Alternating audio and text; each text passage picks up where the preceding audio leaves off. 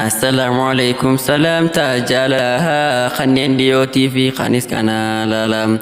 Assalamualaikum salam tajalala khanin dioti fi khanis kana lalam. Qawalim nufile moti rabbi ala obole yankenya kandira fi dalam. Walim nutursise fulduran nusise nufakan nujalalam. Walim nutursise fulduran nusise nufakan nujalalam.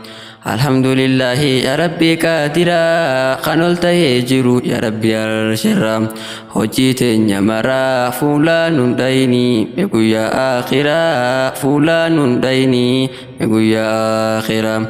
Alhamdulillahi ya Rabbi kadira kanolta jiru ya Rabbi al-shirra hoji teenya mara fulanun daini meguya akhira fulanun daini meguya akhira.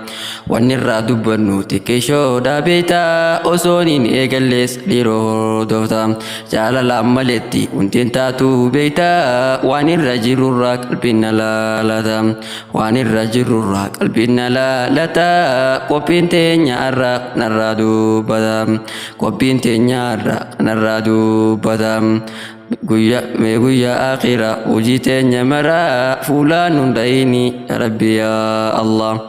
Akkuma kanaani waan jiru himuni nasihaati korra livgumaachuni isin qaama tokko nun jedhe nabini tokkoof dhukkubsattan rundi keessani yaa kun jaalalarraahi kan argamu inni rabbiif tanii taate barjaalalti suni rabbiif tanii taate barjaalalti suni akkana jechuudha dhabiif nu himani akkana jechuudha dhabiif nu himani.